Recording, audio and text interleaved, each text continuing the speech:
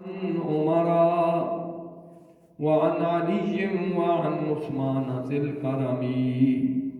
يا رب صل وسلم دائما أبدا على حبيبك خير الخلق كلهم۔ اللہ رب العزت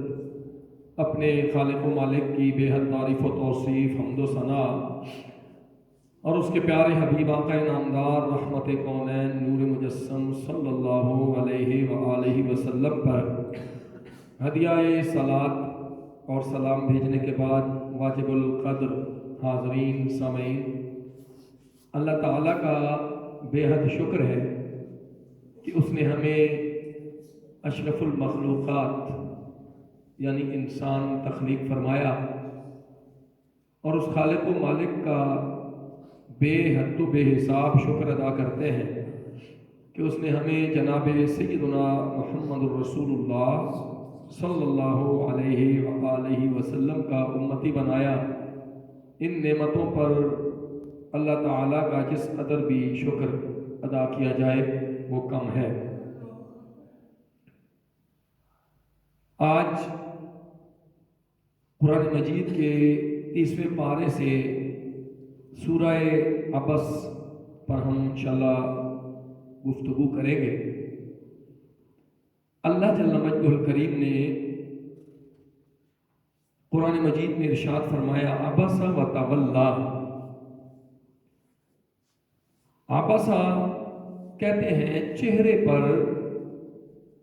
ناگواری کے کوئی تاثرات آ جانا، بل پڑ جانا، کوئی بات طبیعت پر اچھا اثر نہ چھوڑے، اس کے نتیجے میں ہمارے چہرے پر جو آثار ابھرتے ہیں اس کے لیے یہ لفظ استعمال ہوتا ہے۔ عبس و تولا، چہب جبی ہوئے، چہرے پر تاثرات ابھرے، وتولا اور منہ پھیر لیا، ان جاءہ الاعمی، اس وجہ سے کہ آپ کے پاس ایک نابینا آیا، وما یدریک لعلہ یزکا، اور آپ کیا جانیں کہ شاید وہ پاکیزہ تر ہو جاتا، انتہائی پاکیزگی حاصل کر لیتا، او یذکر فتنفعہ الذکرى، یا وہ غور و فکر کرتا اس بات پر جو آپ اسے بتاتے، اس نصیحت سے اس کو نفع پہنچتا۔ اما من استغنا، لیکن وہ جو پرواہ نہیں کرتا، فأنت لہ تصدی،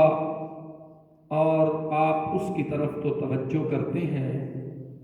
وما علیک الا یزکا، اور آپ پر کوئی ضرر نہیں ہے، اللہ یزکا، اگر وہ لوگ سدھرتے نہیں ہیں، نصیحت حاصل نہیں کرتے،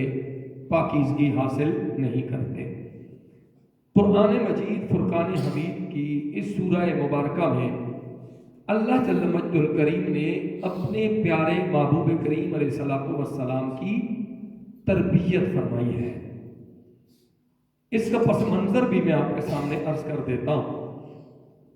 حضور نبی پاک علیہ السلام ابتدائے اسلام ہے، اور حضور علیہ السلام لوگوں کو اللہ کی طرف بلا رہے ہیں، لوگوں کو پیغام توحید سنا رہے ہیں، پیغام حق سنا رہے ہیں، اور ایک ایک فرد پر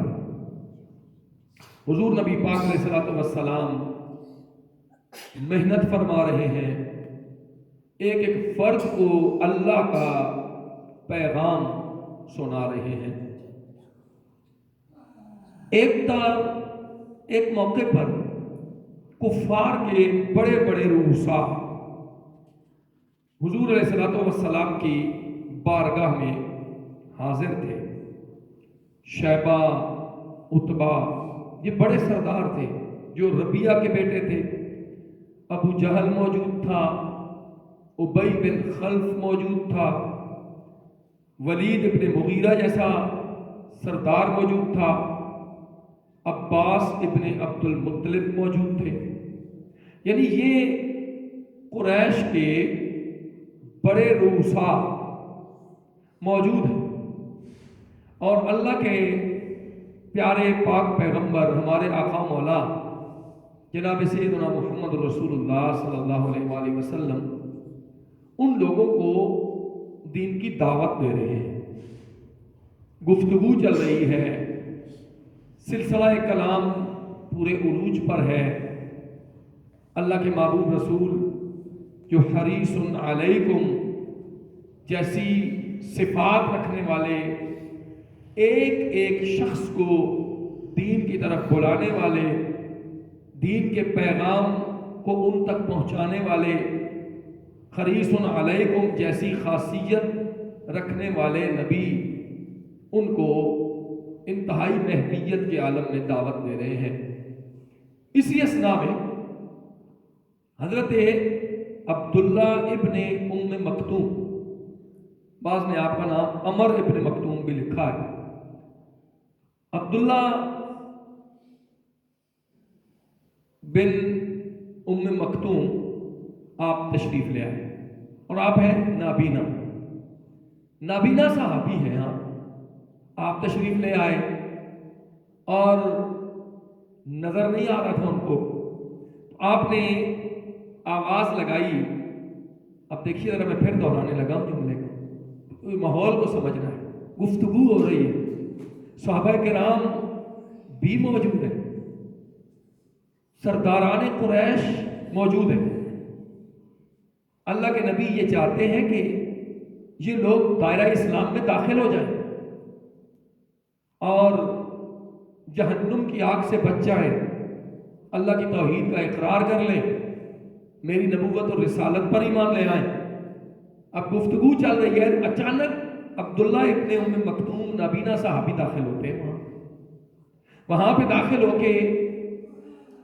उस माहौल को समझे बगैर, क्योंकि देख नहीं सकते,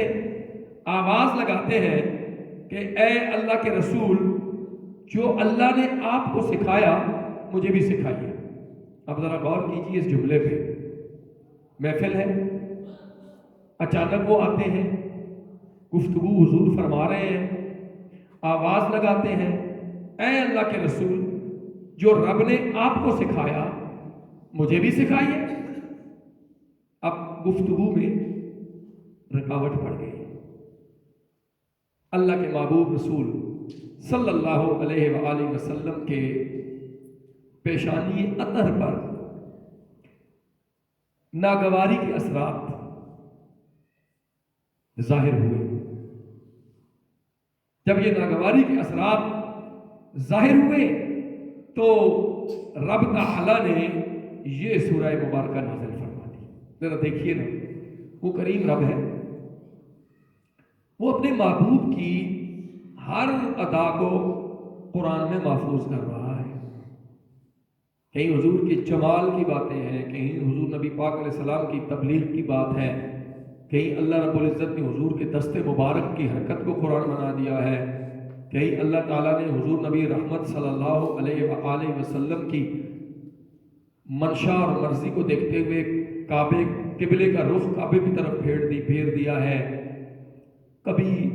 रब अपने महबूब की दिलजोई कर रहा है, कभी उनको सब्र, तसल्ली और दिलासा दे रहा है, कभी अल्लाह ताला अपने महबूब से मोहब्बतों का इजहार कर रहा है। लेकिन ये था जलाल का पहलू, ये जलाल का पहलू था कि हुजूर की पेशानी अतहर पर एक कैफियत उभरी, नागवारी के असरात जाहिर हुए, तो मेरे रब ने जमाल के मंजरों के साथ साथ इस जलाल के मंजर को भी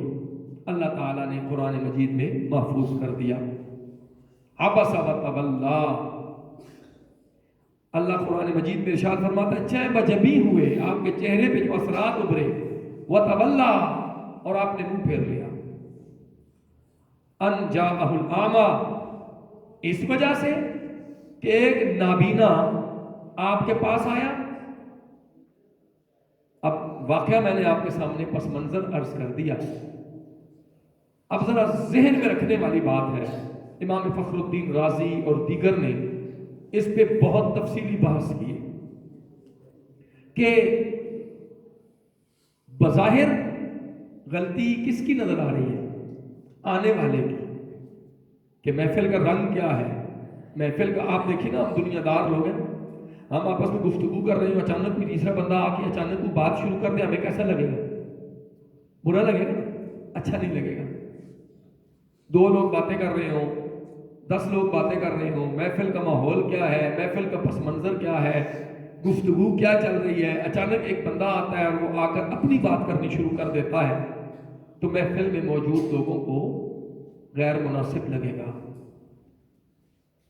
بظاہر یہ حضرت عبداللہ ابن ام مکتوم کی غلطی ہے کہ حضور اللہ کی توحید کا پیغام لوگوں کو سنا رہے ہیں، حضور نبی رحمت علیہ الصلوۃ والسلام لوگوں کو رب کی طرف بلا رہے ہیں، لیکن باہر سے آنے والے ایک شخص نے محفل کے رنگ کو، محفل کے ماحول کو سمجھے بغیر انہوں نے اپنی بات شروع کر دی ہے، اور جس پر حضور نبی رحمت صلی اللہ علیہ وآلہ وسلم کی چہرہ اقدس پہ، پیشانی اطہر پہ جو اثرات ظاہر ہوئے، رب تعالی نے اس کا ذکر فرما دیا۔ اور اس کی حکمت کیا ہے؟ ایک سب سے پہلی حکمت، اللہ تعالیٰ اپنے محبوب کی تربیت فرما رہا ہے کہ اے میرے محبوب، یہ جو آپ کے چہرے پہ اثرات ظاہر ہوئے ہیں، آپ کی پیشانی اطہر پہ جو یہ اثرات ظاہر ہوئے ہیں، یہ نہیں ہونے چاہیے، اس لیے کہ ایک طرف آپ کا غریب، نادار، نابینا صحابی ہے، اور دوسری طرف وہ رؤسائے عرب ہیں جو آپ کے سامنے بیٹھے ہیں، آپ ان کو دین حق کی طرف بلا رہے ہیں۔ اگر چونکہ ان لوگوں کے مزاج میں یہ بات تھی، ان کا نقطہ نظر ان رؤساء کا یہ تھا کہ اگر ہم اسلام قبول کریں گے تو اس کا فائدہ اسلام کو ہوگا، اسلام کو طاقت ملے گی، ہمارے اسلام قبول کرنے سے، ہمارے اسلام قبول کرنے سے اسلام کی قوت میں اضافہ ہوگا، ہمارے اسلام قبول کرنے سے ان کے خیال میں وہ سمجھتے تھے کہ حضور نبی پاک علیہ الصلوۃ والسلام کی طاقت اور عزت میں اضافہ ہوگا، وہ یہ سمجھتے تھے کہ اسلام کو ہماری ضرورت ہے، ہماری اسلام کو ہماری ضرورت ہے، ہمیں اسلام کی ضرورت نہیں ہے۔ یہ ان کا نقطہ نظر تھا، بہت اہم اور نازک مسئلہ ہے، اس لیے میں اس کو بہت سنبھل کے، بہت احتیاط سے آپ کے سامنے عرض کر رہا ہوں۔ کفار کا نقطہ نظر کیا تھا؟ ہم اگر مسلمان ہوں گے تو اس سے اسلام کو عظمت ملے گی اور پیغمبر اسلام کی بڑائی میں اضافہ ہوگا، جبکہ حقیقت بالکل بھی اس کے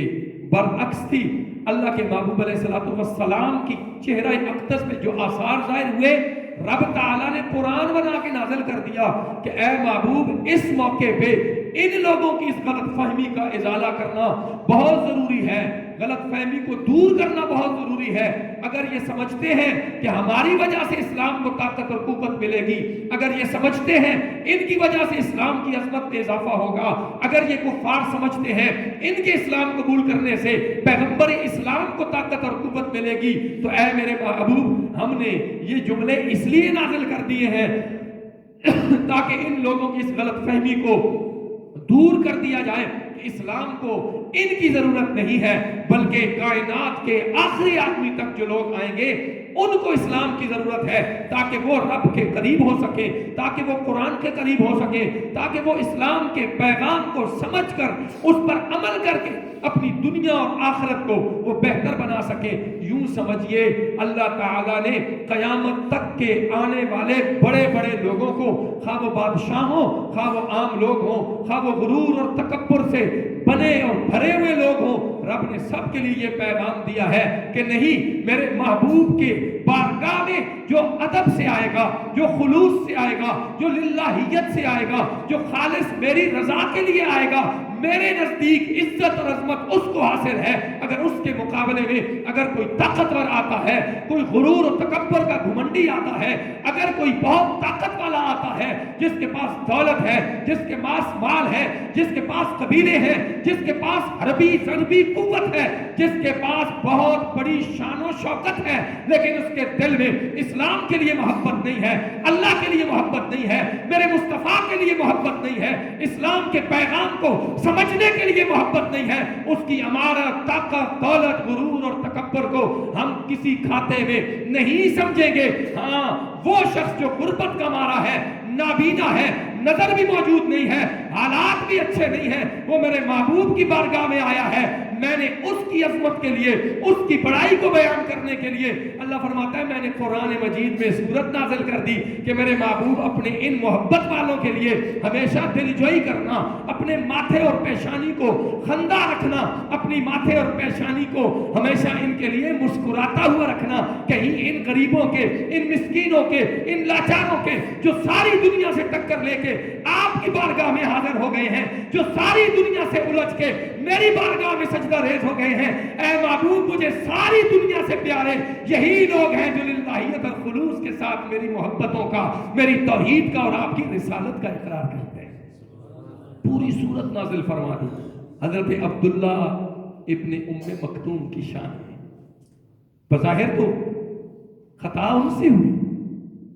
خطا تو بظاہر ان سے ہوئی کہ محفل کا ماحول رنگ سمجھے بغیر وہ تشریف لے آئے اور آتے ہی کہا حضور جو اللہ نے آپ کو سکھایا ہے وہ مجھے بھی سکھائیے۔ بظاہر تو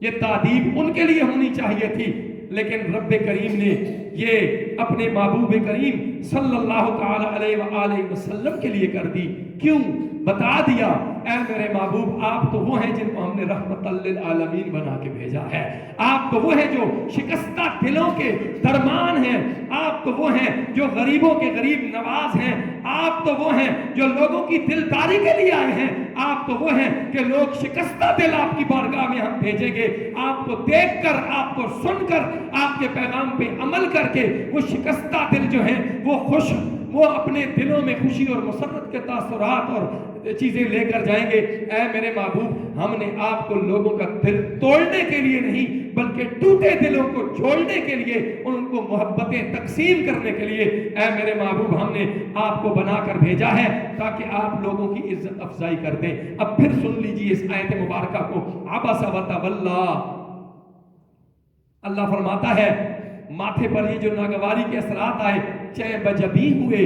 اور وتولی، منہ پھیر لیا، ان جاءہ الاعمی، اے میرے محبوب جب آپ کی بارگاہ میں یہ عبداللہ ابن مکتوم آئے تو آپ کو ناگوار گزرا، آپ نے اپنا چہرہ اقدس دوسری طرف کیا، وما یدریک لعلہ یزکا، آپ کیا جانے کہ یہ آپ کے پیغام کو جو آپ سے پوچھ رہا تھا یہ اس کو سن کر پاکیزہ تر ہو جاتا، او یذکر فتنفعہ الذکریٰ، اللہ فرماتا ہے یا یہ غور و فکر کرتا تو یہ نصیحت اسے بہت زیادہ نفع پہنچاتی، فائدہ پہنچاتی۔ اب ذرا غور کیجئے، رب تعالی یہاں بھی اس طرف متوجہ کر رہا ہے کہ عبداللہ ابن مکتوم جب آئے، اے میرے محبوب انہوں نے آپ کو کہا تو آپ ان سے متوجہ ہو جاتے، ان کا کلام سنتے، ان کی بات سنتے، ان کو اپنی بات سناتے، نتیجہ کیا نکلتا؟ ہو سکتا ہے وہ غور و فکر کرتے اور اس نصیحت کو غور و فکر کے بعد جب وہ اس پہ غور و فکر کرتے تو یہ نصیحت انہیں بہت زیادہ فائدہ دے دیتی۔ اس بات سے پتہ چلا کہ ہمیں اگر کسی چیز کا پتہ بھی ہونا، پتہ نہیں ہے تو سیکھنا ہے، پہلی بات، اور دوسری بات پتہ ہو تب بھی کوئی شخص اگر گفتگو کر رہا ہو ہمیں پوری توجہ کے ساتھ کان لگا کر ہمیں اس کی بات سننی ہے تاکہ اس نصیحت سے ہم غور و فکر کر کے اپنے لیے فائدہ حاصل کریں۔ اللہ مزید آگے ارشاد فرماتا ہے اما من استغنا، اور وہ جو بالکل پرواہ نہیں کرتے، یہ صحابی ہیں جو پرواہ کر رہے ہیں اور جو پرواہ نہیں کرتے، فانت لہو تصدی، اور آپ ان کی طرف توجہ کرتے ہیں، آپ ان کی طرف توجہ، یعنی وہ کفار دل سے آپ کے پیغام کو سننے کے لیے نہیں آئے تھے اور آپ ان کی طرف متوجہ رہے، اور عبداللہ ابن مکتوم کی بات پر توجہ نہ فرما سکے، وما علیک اللہ یزکا، اے میرے محبوب آپ تو اپنی محبت سے کر رہے ہیں کہ یہ لوگ جہنم سے نکل کے جنت کی طرف آ جائیں، یہ لوگ اسلام کے دائرے میں داخل ہو جائیں، یہ لوگ کفر و شرک کی پستیوں کو چھوڑ کے اسلام کی بلندیوں کی طرف آ جائیں، یہ اپنے آپ کو بڑائیوں کی طرف لے آئیں، یہ اپنے آپ کو اللہ کی طرف لے آئیں۔ لیکن اے میرے محبوب آپ کی ان کوششوں سے تو کوئی انکار ہے ہی نہیں، کائنات میں کوئی کر ہی نہیں سکتا، لیکن اے میرے محبوب اگر آپ ان کو پیغام دے دیتے ہیں اور یہ پیغام قبول نہیں کرتے تو ہم آپ پر کوئی ضرر نہیں ہے، آپ سے کوئی پوچھ تاچھ نہیں ہے، آپ نے اپنی ذمہ داری پوری کر دی۔ وَأَمَّا مَنْ جَاءَكَ يَسْعَىٰ، اور وہ جو آپ کے پاس دوڑتا ہوا آیا ہے وہ صحابی، وَهُوَ يَخْشَىٰ، اور وہ اللہ سے ڈر بھی رہا ہے۔ ایک طرف یہ کفار ہیں جن کے دل میں اللہ کا ڈر بھی نہیں ہے، ظاہری طور پر یہ ویسے آپ کے ساتھ تو بیٹھے ہوئے ہیں لیکن ان کے دل میں ڈر اور خوف اللہ کا نہیں ہے۔ وہ دوسرا وہ جو عبداللہ ابن مکتوم صحابی دوڑتے ہوئے آئے اور اس کے دل میں اللہ کا ڈر بھی ہے، فَأَنْتَ عَنْهُ تَلَهَّىٰ، آپ اس سے بے رخی پر برتتے ہیں۔ کَلَّا إِنَّهَا تَذْكِرَةٌ، ایسا نہیں ہونا چاہیے، یہ تو نصیحت ہے، یہ تو نصیحت ہے۔ فَمَنْ شَاءَ ذَكَرَ، پس جس کا جی چاہے اس نصیحت کو، اللہ کے اس پیغام کو قبول کر لے۔ فی صحف مکرمہ، یہ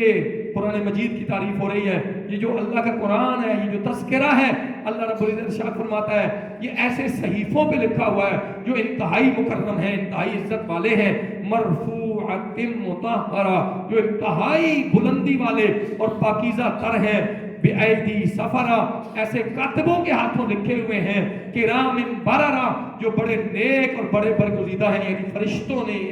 اس قرآن کو لکھا ہے، فرشتوں نے اس چیز کو لکھا ہے۔ آج یہاں تک کہ انشاءاللہ ہم اس گفتگو کا اختتام کرتے ہیں۔ اس سورہ مبارکہ میں اللہ تعالیٰ نے اپنے نبی کی تربیت فرمائی ہے۔ آخری بات آج کی کہ یہ سورہ مبارکہ، بعض لوگوں نے کہا جملہ میں احتیاط کے ساتھ ہی کہہ رہا ہوں لیکن سمجھانا ضروری ہے عقیدے کو، بعض لوگوں نے کہا جی کہ اللہ نے نعوذ باللہ اللہ تعالیٰ نے ڈانٹا ہے اپنے نبی کو، اس میں وہ اللہ چاہے جو چاہے کر سکتا ہے، وہ رب ہے، خالق ہے حضور کا بھی خالق و مالک تو اللہ ہی ہے۔ لیکن یاد رکھیے یہ عقیدہ کبھی بھی نہیں رکھنا ہے۔ اللہ تعالیٰ نے اپنے محبوب کی تربیت فرمائی ہے کہ اے محبوب یہ نہیں ہونا چاہیے۔ اللہ کے محبوب صلی اللہ علیہ وسلم اس بات کو ہمیشہ اپنے ذہن میں رکھتے تھے۔ بلکہ میں ایک جملہ آپ کے سامنے عرض کر دیتا ہوں، اللہ کے محبوب اس چیز کو جو اللہ نے تربیت فرمائی اپنے محبوب کی، کس قدر اس کو مقدم رکھتے کہ حضور نبی پاک علیہ السلام ان آیات کے نزول کے بعد عبداللہ ابن مکتوم جب بھی کبھی حضور کے پاس حاضر ہوتے تو حضور پتہ ہے کیا فرماتے؟ حضور فرماتے مرحبا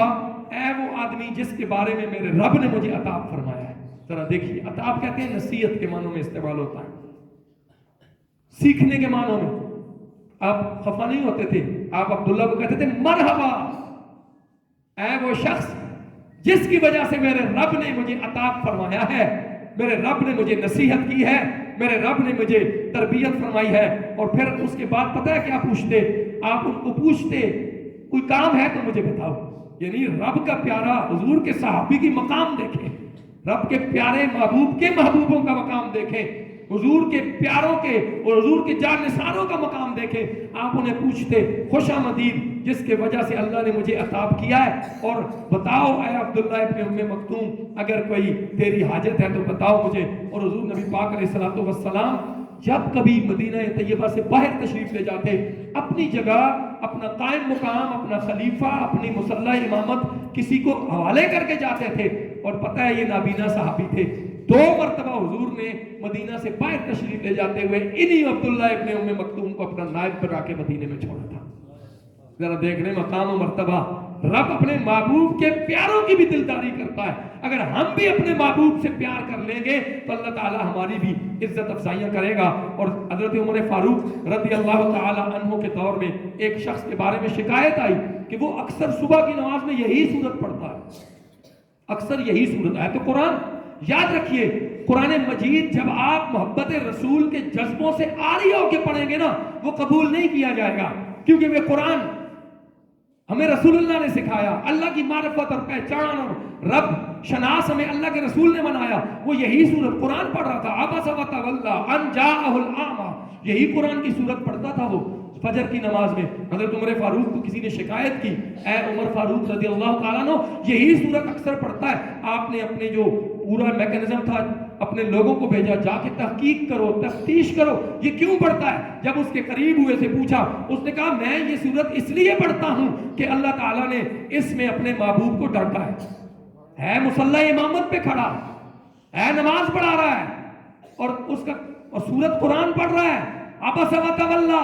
پوچھا کیوں بار بار یہی پڑھتے ہو فجر کی نماز میں؟ کہتا ہے جی اس لیے پڑھتا ہوں کہ اس میں اللہ نے اپنے محبوب کو ڈانٹا ہے۔